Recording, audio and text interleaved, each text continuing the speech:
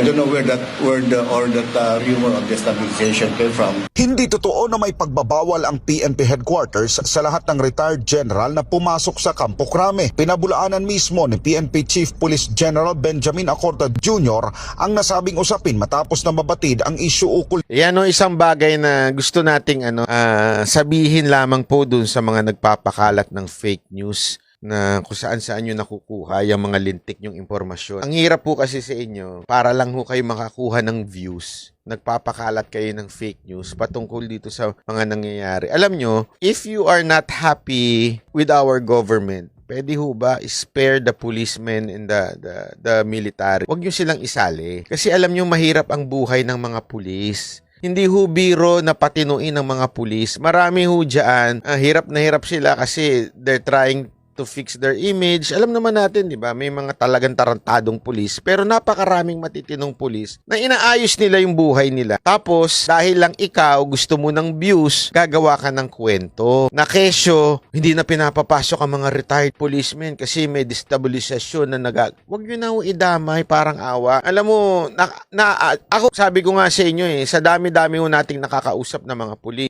May opisyal, may mga PO1, may PO2. Ang dami ho dyan matitino. Dinadamay nyo sa politika ninyo para lang magkaroon kayo ng views, magkaroon kayo ng content, di ba? Gagawa kayo ng kwento, wala sa kapulang daga, dilaw na ipis. Ang dami ninyong alam para gumawa lang ng kwento na tungkol dyan sa mga ganyan-ganyan. Wag na po. Spare the police, spare the PNP dahil nagtatrabaho sila Isipin nyo na lang to. Ikaw, nagtatrabaho ka ng matino, di ba? Ikaw, nagbibigay ng buhay mo. Alam nyo ba, napakahirap ng mag-duty ka lang na bilang pulis? Ang hirap-hirap na nga yan. Ang daming mga kailangan gawin. Tapos, iistorboy nyo pa sila ng fake news nyo para lang sa content ninyong mga vlogger. Parang awa, wag nyo nang idamay sila. Kung galit kayo kay Marcos, kung anumang bagay, edi kagalitan nyo na si Marcos. Bahala na kayo kung anong gusto nyo. Spare the police and the AFP. Parang awa lang sa mga vlogger. Wag nyo na silang idamay. Eto pong mga to, professional ho ito mga to. As in, pag nawala si magre-retire na ito mga ito Yung iba sa kanila Gusto nyo pang dumihan?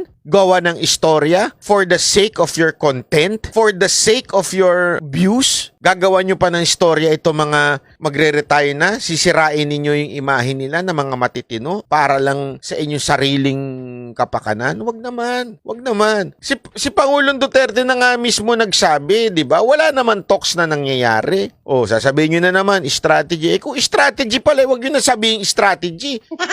Tatangan nyo naman Okay, so ayaan nyo na lang. Alam nyo kasi, eto makinig ho kayo. Mga kababayan, ako naniniwala ko, marami sa ating kapulisan, especially siyempre yung mga opisyal, kapulisan, even the AFP, if they are really seeing something talagang malaki na dahilan para protektahan na nila ang taong bayan, they will do it. Without you saying it, gagawin nila yan. Tatayo sila. Maniwala ko kayo sa hindi. Kasi nung investigasyon ng, kaya panoorin nyo yung Mama sa Pano sa Netflix. Nung investigasyon ng Mama sa Pano, wala naman wala namang alam yung taong bayan at that time na masasabi mo, na pressure si Magalong to take a stand. Hindi. Talagang tumayo lang si Magalong kasi sa tingin niya, yun ang tama. Tama na sabihin niya na merong kasalanan ng presidente, di ba?